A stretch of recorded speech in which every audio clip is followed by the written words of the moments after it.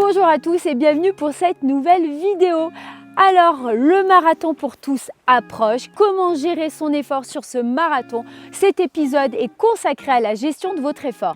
Je m'appelle Suzanne Carion, je suis entraîneur running FFA dans un club d'athlétisme près de Lyon, à l'AS Callure précisément. On se retrouve aujourd'hui pour les derniers conseils pour vous élancer sur votre marathon pour tous.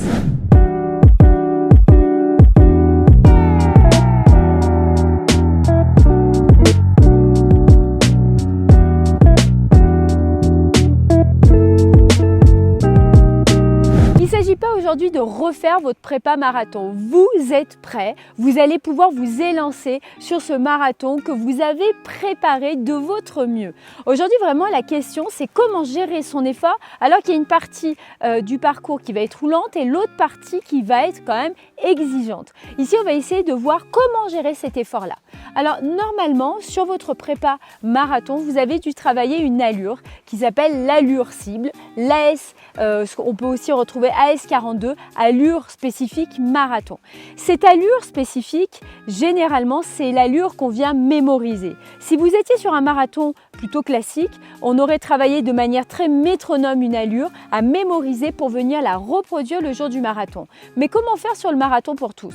La première partie, vous allez pouvoir justement courir à cette allure-là, c'est-à-dire AS42, l'allure cible que vous avez travaillé pendant des semaines et que vous avez mémorisée. Et cette allure, vous pouvez l'associer à une fréquence cardiaque. Pourquoi parler de fréquence cardiaque? Parce que lorsque vous allez vous retrouver sur la partie exigeante, la partie difficile du marathon, plutôt que de vouloir absolument regarder votre allure, il est préférable de regarder surtout sa fréquence cardiaque.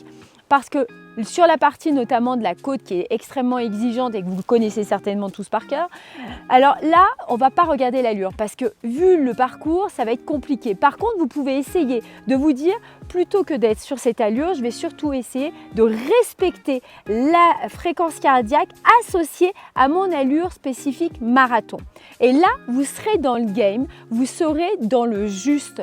Parce que à vouloir absolument vous caler sur une allure, sur une côte, vous risquez d'être asphyxié en haut de la côte. Alors que si vous respectez la fréquence cardiaque, ça veut dire que vous respectez en fait de manière globale le travail attendu pour votre gestion de marathon.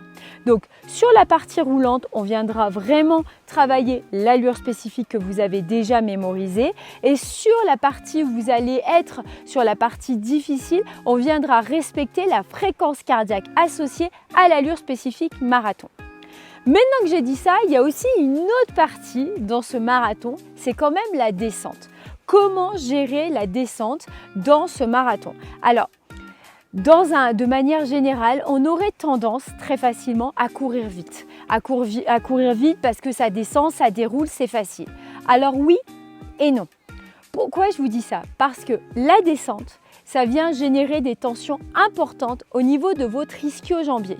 Et sur un marathon, on imagine quand même l'effort soutenu que cela représente. Ça va être important de ne pas venir trop bousculer vos ischio-jambiers. Donc, dans la descente, vous pouvez dérouler, mais surtout ce qui est important, c'est de venir relâcher le corps, notamment le haut du corps qu'on peut facilement crisper quand on est en difficulté ou quand on est en montée parce qu'on essaye de s'aider de ses bras. Donc, dans la partie descendante, là, on va essayer de dérouler facilement. Vous pouvez également, dans la partie descendante, respecter aussi la fréquence cardiaque.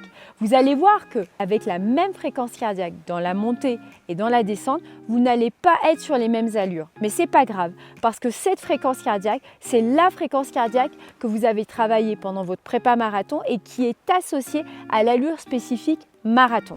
Alors effectivement, moi je suis une adepte de la ceinture cardio-fréquence mètre de chez Garmin que j'utilise sur mes sorties longues, que j'utilise en tant que coureuse. Alors effectivement, c'est le meilleur moyen d'avoir une fréquence cardiaque fiable et juste. Si toutefois vous n'avez pas ça, vous n'allez peut-être pas investir à une semaine de votre marathon, à 2 semaines de votre échéance.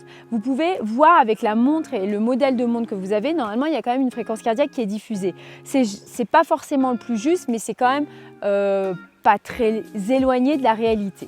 Donc on essaye d'avoir une vigilance sur cet aspect-là. Moi en tant qu'entraîneur, c'est vraiment le conseil que je vous donne, le meilleur conseil que je puisse vous donner. Et puis surtout, la gestion de votre allure marathon, il y a quand même quelque chose de très instinctif dans ce marathon que vous allez courir. C'est une édition qui est quand même très atypique, une édition qui va être inédite en termes de parcours. Essayez de vous faire confiance, et de ressentir votre effort. Normalement, sur un effort marathon, on le sent très vite si on est plus sur de l'allure 10K que sur l'allure marathon. Essayez de vous écouter, d'être focus sur vos sensations et puis de kiffer au mieux ce parcours de dingue qui vous attend parce que vous faites partie des chanceux qui avaient réussi à avoir un dossard. J'espère que les conseils que je vous aurai donnés durant toute cette prépa marathon pour tous vous auront accompagné, vous auront aidé. N'hésitez pas à me dire en commentaire si vous avez des questions, les dernières questions que vous avez à l'esprit avant le départ pour ce marathon. On se retrouve très rapidement pour la prochaine épisode qui sera consacré à comment gérer son effort sur la dernière semaine d'entraînement. À très vite!